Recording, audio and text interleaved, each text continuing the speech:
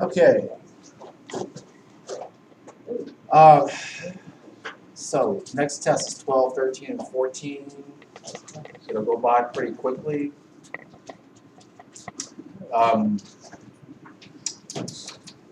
Present and future value, basically what it is, present and future value. So finding the future value of $1 invested at some interest rate over some period of time, or doing it backwards, which is present value, and I'll wait till I get some stuff on the screen to explain that a little bit better.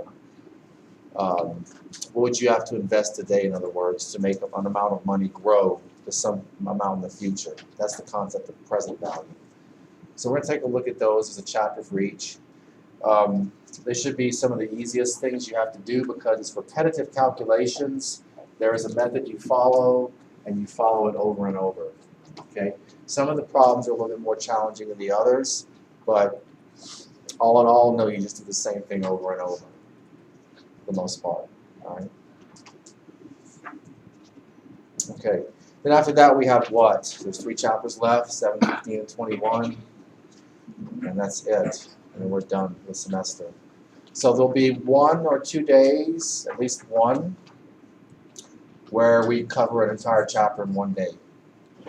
And that should get us finished right to the end. Okay. This stuff over here on the board, you might want to write this down if you haven't already, or just keep it in your head.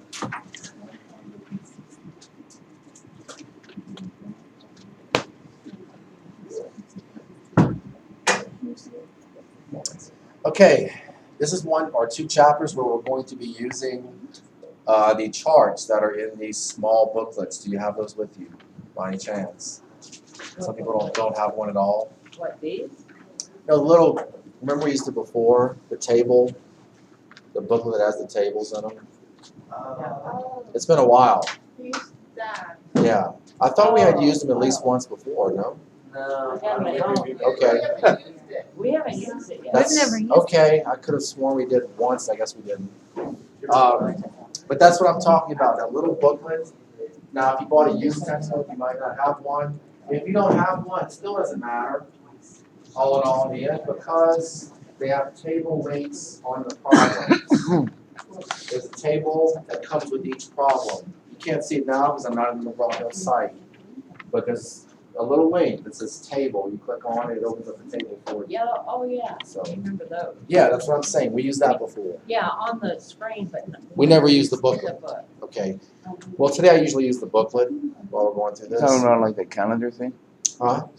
For That the was for the calendar, yeah. Okay. For the days. This is something totally different. Gotcha. And it's also a little book. I'm not sure which page.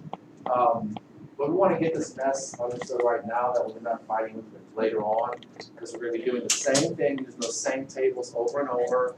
So you want to identify and find exactly the page where the present and future value tables are. There are 2 separate tables, present and future value.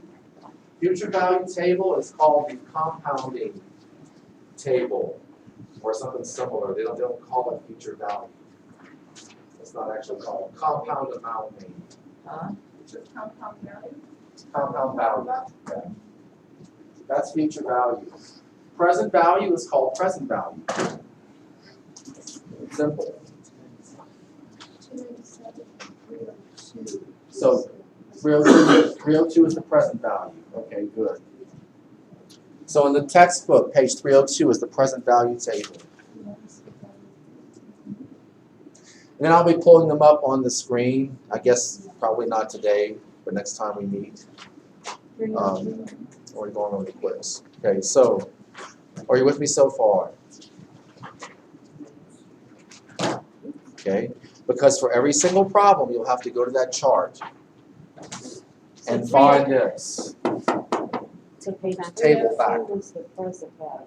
And some of you might have done some of these kinds of problems before, right? I'm assuming? No, never? No present or future value? We're on chapter 12, right? And then we're in accounting. Yeah. But you'll find it very simple. Okay. So, let's go ahead and take a look to define a few things first. Let's talk about the concept of compound interest. Now, that's something we've defined already before, right? Haven't we? In other chapters, compound interest. So what happens, what is the difference between simple and compound? For example, if you earn 10% on $100 in 1 year, how much interest will you earn on $100 in that 1 year? Simple. Simple. $10, 10% of 100, right? So that's the interest you earn. Now, what if I compounded your interest, let's say semi-annually? $20. Huh? $20, wouldn't it? Not exactly. Semi-annually is every 6 months. So Yeah, 60. so semi-annual compounding, get this, start getting this in your head. What's the payments? Huh? What's the payments? What do you mean the payments? Well, somebody pays Well, $20, that's now. It's gonna go higher. You're already 15. going I'm just keeping it real simple right now.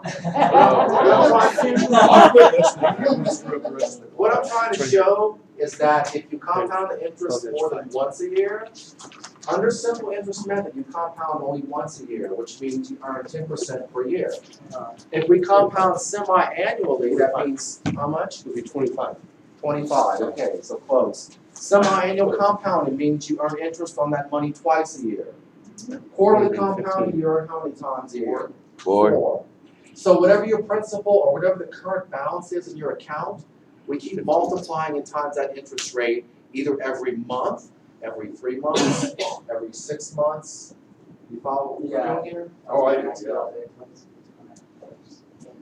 Hey, the movie Avatar.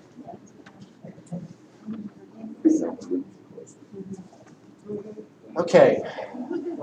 Oh, it's a press. Okay, let's make sure we're done with this first. So you'll see how this works as we're going through this. Okay, you'll see how it works more and more. It's a very simple concept. You're earning interest on interest. You're earning interest on interest.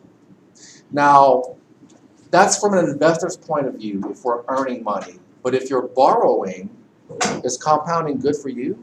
No. You're paying more interest. So it's the opposite when you're a borrower, right? You lose more. Okay. The difference between present and future value. Present and future value, very simple. Present value is the one people tend to struggle with more a little bit, just the concept of it. Future value is very simple. If you invest $1 in an account today, let's just say $100 in an account today, just for 1 year, let's keep it simple, the same example, for 1 year at 10%. How much interest will you earn again? $10? Okay? So at that point, what is the future value of $1? This is how your problems will be laid out. What is the future value of $1 at an interest rate of 10% compounded annually? The answer is $1, or excuse me, $100, and I meant to say 100. 100 plus the interest, which was what? 10, so 110. So again, you invest $100 just for 1 year. What is it worth in the future at the end of that year if you only earn interest on it once a year, compounded annually once, and you're earning 10%? Future value is $110, right? See how the concept works? Okay, and then you would take that $110 and invest it in year 2 and earn 10% on that. Okay, now compounding takes it a step further.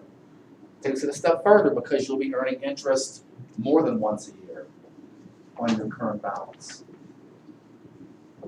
All right, and the only thing I will say about present value right now, until we get a little bit further, is remember this. What do you have to invest today to have some future amount of money, later, further down the road? How much would I have to invest today if I know that in 5 years my roof is going to need some repairing, and that's a big expense usually, right? So what do I have to invest today at what interest rate? Compounded how many times a year am I earning interest on that money? To have enough money in 5 years to pay for that roof. What I just described to you is a prime example of present value. You see the difference between present and future so far? We'll get there. Yeah, we'll get We there. will. I still don't get it. We'll get there. We'll get there. Presence now. Once I see the Futures problem, later on. we'll be okay. Oh, yeah, I know that. This is important because you'll be using this in your calculations. Every time you do one of these problems, anytime you figure out N and R, which I'll get more into later, you have to know which number to put in.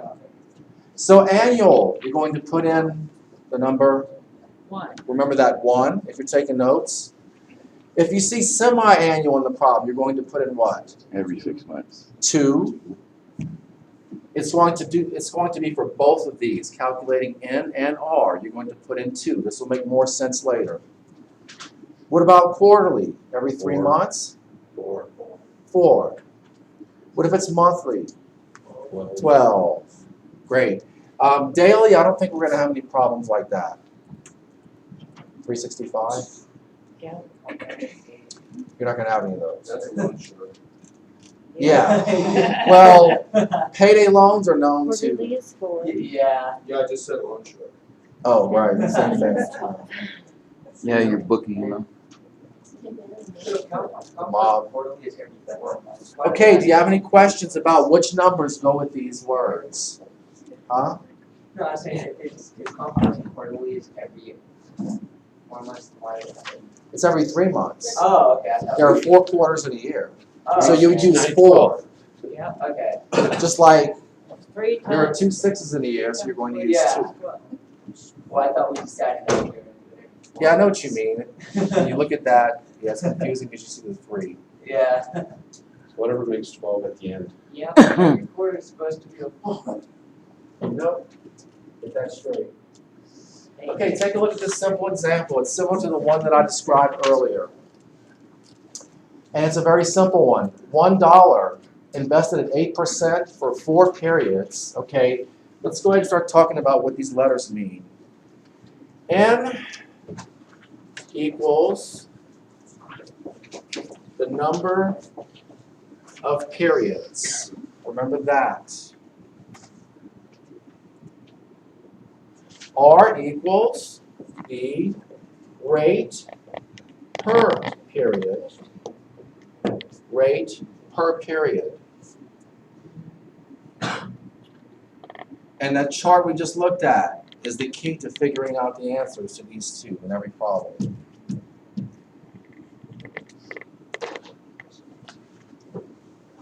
So keep that in mind.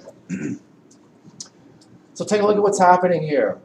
Look at the term future value up here, look at present value down here. It's the opposite, all right, okay? So it's showing you 2 examples on one graph. 2 examples on one graph. In other words, the future value of $1, just like it says up here, if we invested at 8% interest, as it grows for 4 periods, what happens to the interest?